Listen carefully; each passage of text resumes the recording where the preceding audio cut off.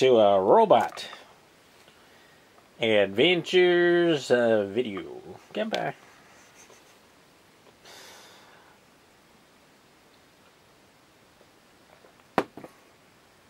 Children, do not watch this video. Dumbasses, don't watch this video. This video is made for people who are interested in making stuff and Monster Hunter World. Kirin. You don't call this Kirin beer.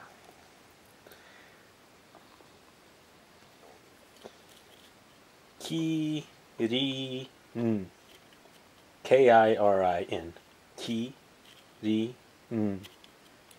Not a Kirin. Kirin. This is my third time making this video. Because first time I was just like, okay, I want to explain, do you want to be cool and hip and cool? I want to be cool. Do you want all the boys and girls and dogs and floppy monkeys to like you? Yeah, I want all that. You want to show off your cool monster hunting and coolness for the cool people and the hip and the hippity cool people? Yeah, I want that. You're not playing with your toys right, Reuben. You gotta play with them differently. Oh shit. Oh, they refilled up. So, yesterday I made this. I made a quest complete, beep, beep, and oh no, beep, beep. Quest failed. And the first time I made this video, I was like, okay, I was explaining the bunch of stuff in detail, just trying to do it all in one take, all on camera here, and then I thought, I really should show you how to do it. But for people with 3D printers, this is easy. It's like, oh, you just do this and this and this and this and this, and then you print it, hit the print, and you got it. And for CAD people and for, 3D modelers, this is very easy. But I wanted to, take you guys through it. If you don't know how to do it, it's not that hard. If you have access to a 3D printer, maybe at university or something, or your friend has a 3D printer and you want to print out something Monster Hunter-y, then you can make something like this. This is fan art. Don't try to sell anything like this, because that would probably be wrong. Yeah, I thought you could maybe put this on your your work desk and oh, this is the stuff I finished, and over here this is the inbox and outbox. Maybe that'd be fun or something. And I did try to. I checked Thingiverse, I googled Monster Hunter World 3D prints, and I got some swords and stuff like that, a couple of the monsters. But I didn't see this. I didn't see these logos, and I was I wanted to make something. I didn't want to make one of those weapons or things because. How do you... I guess you can put it in the hands of Robot here, or Hot Rod or something. But, I thought the logos would be pretty easy to make and very recognizable. So some of this. That warping right there, that's just because of the 3D print. I didn't prep it for glue stick and stuff. But yeah, there are some defects in this print, but that's because I didn't set it up. If you have access to a 3D printer and someone who knows how to do 3D printing, then they can probably give you a good print, and yeah, you can make stamps, and you can do a lot of stuff with 3D printing and your Monster Hunter addiction. Goodbye.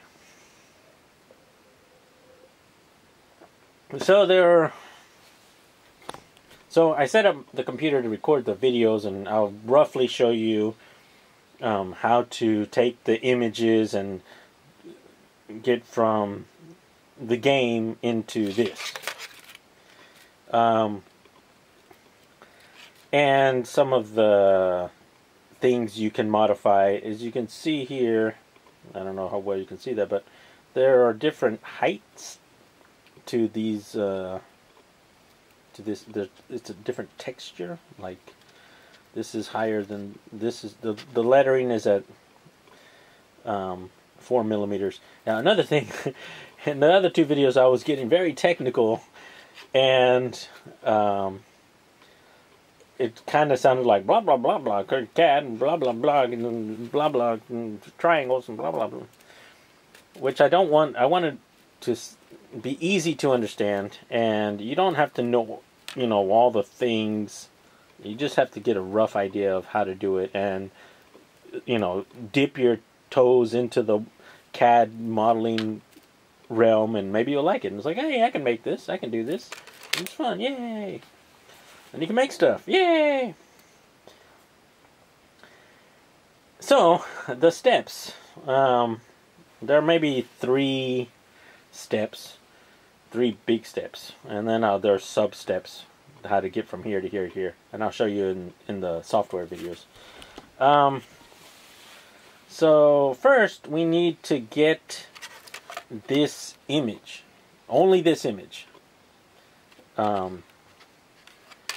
And that's going to be a scalable vector graphics image. That's an SVG. So we need the SVG. And once we get that SVG, we will take that file and put it into some kind of CAD modeling software. And we'll have the image of this, and then we'll extrude it. We'll make it thick, and then we'll save that as a STL stereolithography file, and take that STL, that file. It will look like this, or actually it's like this. Now this is the 1:1 scale. This is the size I made it. I made in CAD. I said I want this point to this point to be 70 millimeters, so 7 centimeters. So I determined the size of the print in the CAD file. So it's like, okay, I control the size in the CAD modeling software. Then I take that file, and put it into that STL file, and put it into a slicing software. And in the slicing software, this is where you prep it for the 3D printer. You can control the scale in the slicing software. You can control the scale in all the different softwares. That's why we're using scalable vector graphics, because they scale perfectly. From this size to this size, you know, it's all perfect scale. You won't, like images, if you ever take like a small icon and blow it up, you get all that pixelated stuff, because it's like a BMP, a bitmap image, and it's all rastered. But if you make the scalable vector graphics file, then it scales smoothly. You don't get pixelation stuff. Anyway, so back in the slicing software, this is prepping for the 3D printer. We can scale it along the... What I did here is I scaled it along the Y and the X. So it's kind of like this. So this finger is Y, that goes up and down. X is this way, left and right, and Z is your up and down. So I scaled it in the Y and the X by 150, but I left the Z at the same size, 100%. So I didn't scale that. So this thickness is the same as this thickness or height or whatever you want to call it. But it's just bigger, wider, and along the Y and the Y and the X. And that's then you save that file as like a G code. You save that sliced file as a G code and put that into your printer. Like, put it in there and hit the go button. Do it that way, and you print. And so if you have that G code file of the thing that you made, whatever the thing that you made and however you made it, you give that to the 3D printing guy at your university. Who's the guy who does the 3D printing? Oh, it's Bill over there. Give it to Bill. And you give it to Bill. Don't give it to Bill this way. You have to reverse it and give it to him that way. But then he'll print it out, or she'll print it out, or whatever, and then you got it. You're good to go. Yay! And then you're a cool dude. All the people are like, holy shit, you're the coolest dude. I've never seen another dude so cool. I've never seen another dude so cool. Yes, I'm a cool dude. Okay? Everybody clear? Yeah, we're clear. Alright. So, I'm going to now... Okay, let me show you a couple more things here. Yeah, so on this print here, and on this red one too, I went with a 1 millimeter base here, this base, and 2 millimeter. Some of the parts were 2 millimeter, like this frilly part there, and that inside there, that's 2 millimeters, and this dragony part here was 3 millimeters, and the words, the text was 4 millimeters. So you've got some, different elevations on those things. Yeah, and I did the same thing over here. This text was 4 millimeters. This was 3 millimeters. The little tiny triangles were 2, and the base was 1. And you were saying, well, why did you do that? Well, because if you need something to print the letters on, and there's so many different ways to do it. You could like hollow it out, and see, I put a hole in there, so you could like reverse it, so none of the letters show, and you can see through it. But the problem is you can't do that with D. You can't have you'll have an empty space there. So yeah, that's the problem with holes. So I just went, okay. I was gonna like try to cut out some parts and like, oh, the diamond will be empty or something. But I just went like, all right, we'll do it this way. And yeah, I think that's those are the basic points. I didn't want to get too much into some of the like how.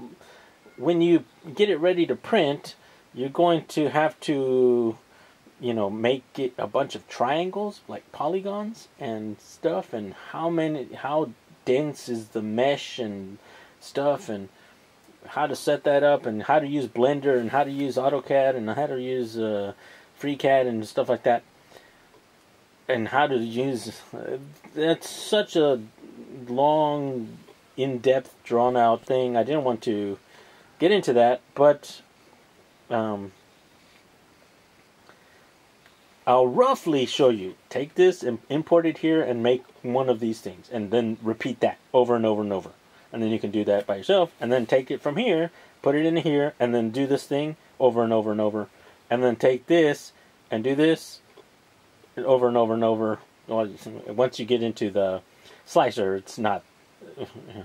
and all the slicing settings, like, well, what's the infill percentage, and what's the brim setting, and what's the something something. That's a lot of stuff to get into.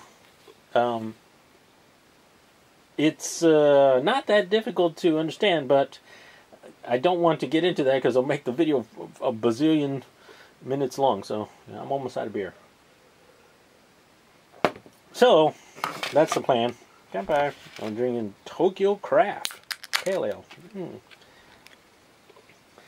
And yeah, so if you have questions or something, you'll get your foot in the door and you're like, oh, okay, I kind of get it. And then you can experiment and watch other videos on how to do the thing that you want to do. I want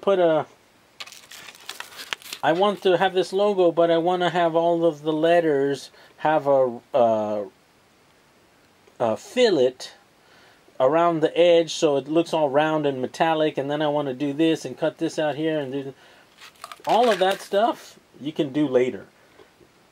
You can figure that out later. Just get excited about making something. It's like, yeah, I did it. Oh, it wasn't that hard. I can do it. Yay! Get back. Alright. So that was that. Let's get on to the software usage. Inkscape. And I'm going to just do it in AutoCAD, Fusion 360. Because I've done it in the other software. But it's...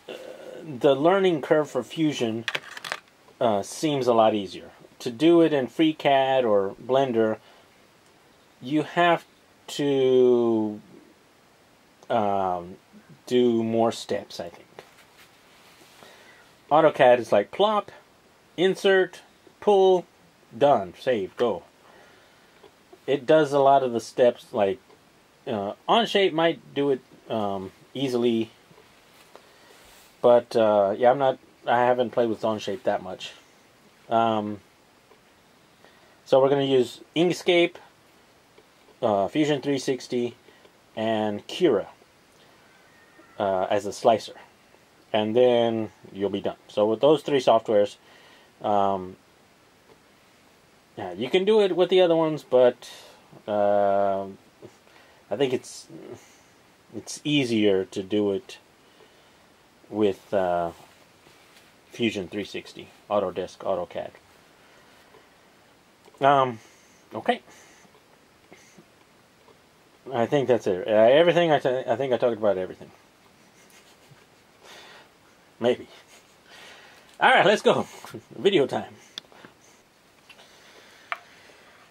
Alright, so where's the video? So I made the software instructional video where I took the 2D image and put it into Inkscape and made the SVG, Scalable Vector Graphics file, and put that into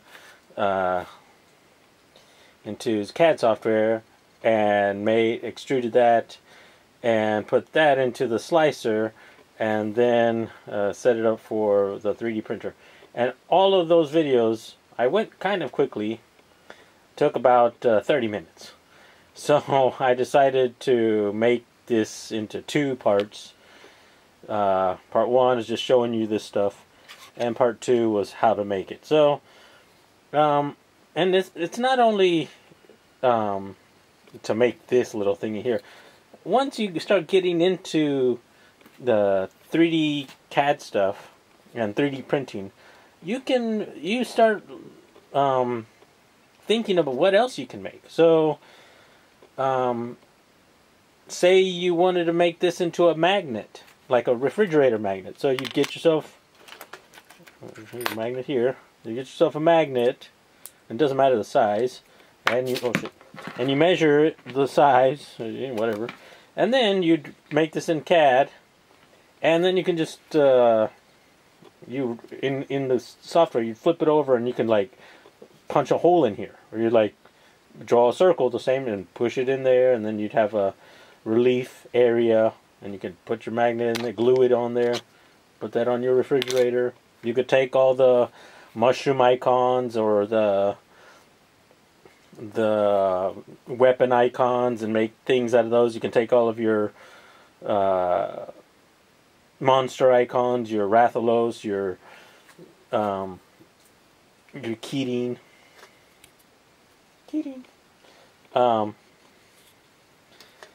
and make stuff out of that.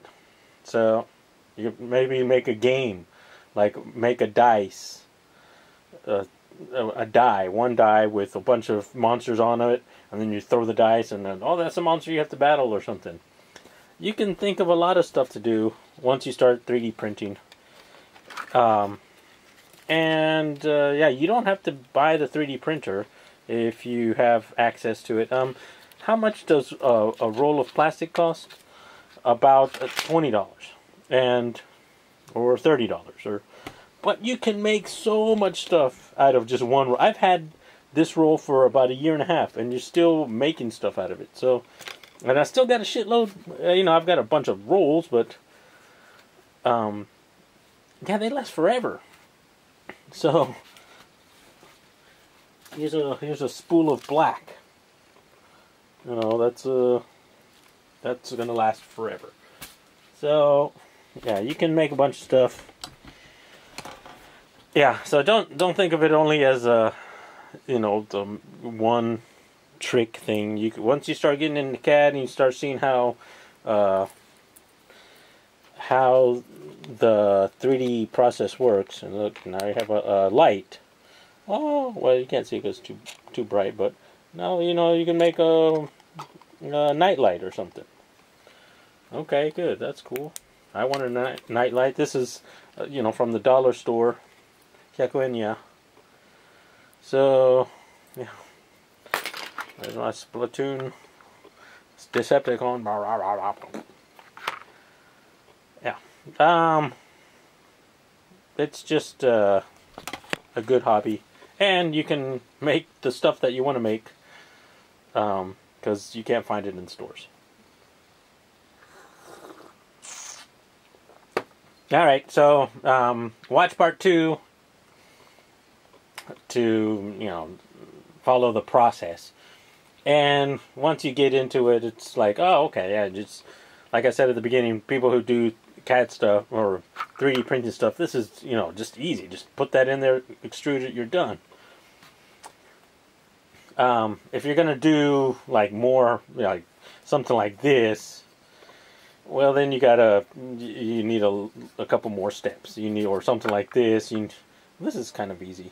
This is made in parts, but you need to do revolves and cuts and stuff like that. So, but slowly you'll get into it, and you'll start making your own original stuff.